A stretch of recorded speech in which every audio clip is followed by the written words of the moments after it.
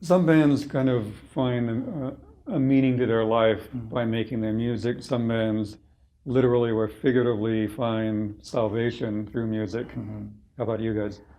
Um, Actually, it's the opposite for me. I found my own personal salvation in my faith, and I didn't know what to do with it. Here it was, I was trying to allow it to, shape me and form me. And as this young teenage kid, I just lost my mother.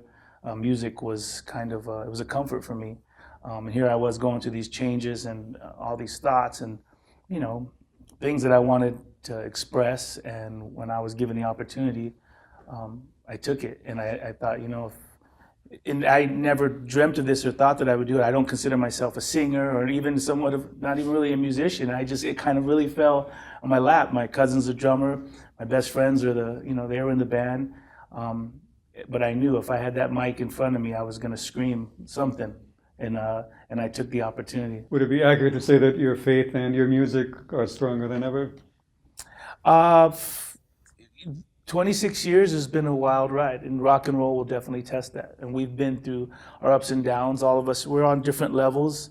There's, as you grow, as you mature, things change. Your political ideas, just religious ideas, all kinds of things change. We've been through the ringer. We're no longer these kids from down south, San Ysidro, National City, San Diego. We've had the experience to just to listen and to be involved, just in a growing world. Me personally, my faith is stronger than ever. It's what fuels me. It's what keeps me married for 22 years. It keeps me grounded with my kids. It keeps me wanting to still do music because it means something to somebody. And without it, I think I would just be lost. Your 2012 album, Murdered Love, which is a very good album, had a song on it called I Am that created quite a bit of controversy in the Christian music community because of the use of one four-letter word beginning with the letter F. Never mind that the song would not work without that letter, and it's not like you were praising that word, you were using it to make a point.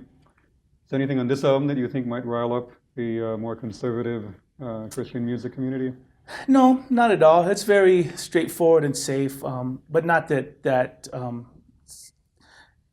it doesn't sway me either way. For that time, it was something that needed to be said. I never considered ourselves a Christian band. I would never use my faith to market a band. Even though you were often called a Christian rap metal band? We were often called a lot of things, whether it was rapcore, new metal. We've been called it all. I think us being so open about our faith and very upfront and in your face can come off sometimes as intimidating, and so we were just labeled that Christian band. But that was an uncommon term back then. Now that P.O.D. has sold millions of records, it's okay for the music industry to sign Christian bands and not just keep them in Nashville on a little Christian label where they, once the big dogs found out that there's actually money to be made and a lot of money to be made, as soon as we sold, it's not like the label signed us and said, I want to push you in your belief in your faith, and I want to see you reach the masses. They didn't say that. They can care less, right? Even if they hated what we were about, the moment we sold 1 million records, they don't care because they don't care about the message either way. They care about making money. So as soon as we made or sold records, they came to us and said, "Who else do you know?" Like if we were if we were the president of the Christian industry, the music industry, and we, the king. But we told them, well, there's a good band here. There's a band called Project. There's a band called Skillet. There's a band, there's hardcore bands. And sure enough, people scoop them up. They make their dollar off them. It's not like they care about their cause, their message, or their heart or soul. And now it's a genre, Christian metal or Christian whatever. We've never put ourselves in that. We definitely didn't sell almost 12 million records to Christians. If anything, just because we're Christians or believers doesn't mean that they're buying our record. If anything, we've had a more problem with the Christian community because we weren't Christian enough. 26 years ago, Christians didn't have tattoos, supposedly. Christians didn't play music like this, supposedly. All these things that they put you in a box in, and P.O.D. broke all that.